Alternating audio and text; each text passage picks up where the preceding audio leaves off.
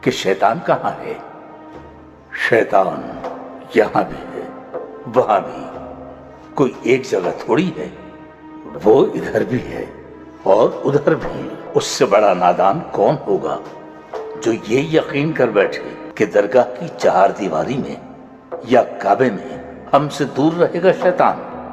پتھر اگر انسان کو شیطان سے محفوظ رکھ سکتے تو بغداد کے بازاروں میں ہیروں کے مول بک رہے ہوتے پتھر۔ تمہیں حضرت بایزید بستامی کا ان کے حج والا واقعہ سنایا ہے میں نے پہلے کبھی۔ ایک بار حضرت سفر حج میں تھے، ستاروں سے رہنمائی لیتے ہوئے صحرا پار کر کے بالآخر جا پہنچے مکہ۔ وہ کعبہ معظمہ کا طواف مکمل کر کے اور حج کے فریضے سے فارغ ہو کر کعبے کے احاطے سے باہر نکل رہے تھے وہ کہ کیا دیکھتے ہیں کہ کعبے کے دروازے پر ابلیس دروازے سے ٹیک لگائے کھڑا تھا۔ ہاتھ میں اس کے ایک لگام تھی، گھوڑے کی لگام۔ حضرت اسے دیکھتے ہی پہچان گئے۔ اہل اللہ شیطان کو دور سے پہچان لیتے ہیں، یہ ایک الگ معاملہ ہے، کسی اور موقع پر بتاؤں گا۔ تو بایزید بستامی نے اسے دیکھتے ہی پہچان لیا، ششدر رہ گئے۔ یہ ابلیس لعین کعبے کے دروازے پر کیا کر رہا ہے؟ انہوں نے سوچا، پوچھا، تو اور یہاں ابلیس؟ شیطان نے ہاتھ میں تھامی ہوئی گھوڑے کی لگام انہیں دکھاتے ہوئے کہا، میرے بہت سے بندے یہاں طواف میں مشغول ہیں، ان کی واپسی کا انتظار کر رہا ہوں، آئیں گے تو یہ لگام انہیں ڈالوں گا اور ان پر سواری کرتا ہوا جاؤں گا۔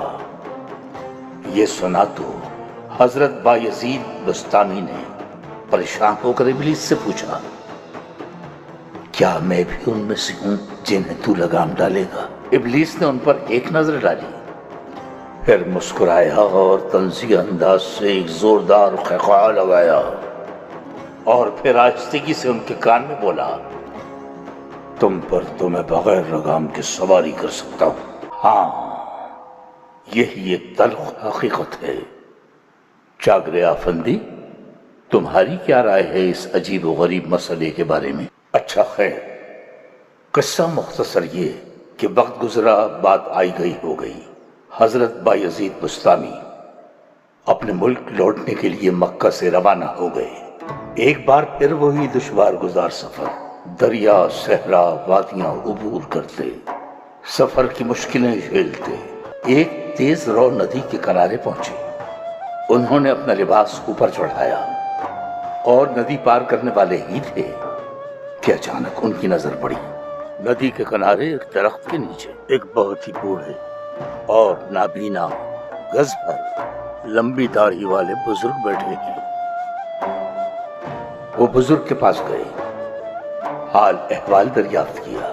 بزرگ بولے، بینائی سے محروم ہوں فرزند، حج کر کے لوٹا ہوں اور پریشان بیٹھا ہوا ہوں، میں بوڑھا نابینا اس حالت میں ندی کیسے پار کروں؟ حضرت بایزید بستامی کا دل بھر آیا۔ انہوں نے ایک دم سے اس بزرگ کو اٹھا کر اپنے کندھوں پر بٹھا لیا اور پانی میں اتر گئے۔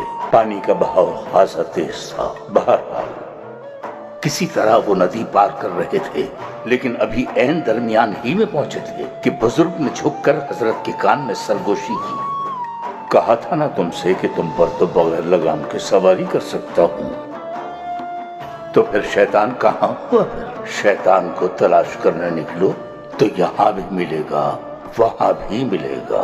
اس زوم میں مت رہنا کہ بچ جاؤ گے اس سے، بغیر لگام کے سواری کر سکتا ہے، ہم جیسوں کی کیا اوقات ہے۔ جب حضرت بایزید بستامی نہ محفوظ رہ سکے اس سے، بات صرف اتنی سی ہے کہ یہ یہاں اور وہاں انسان کے اندر ہی ہیں۔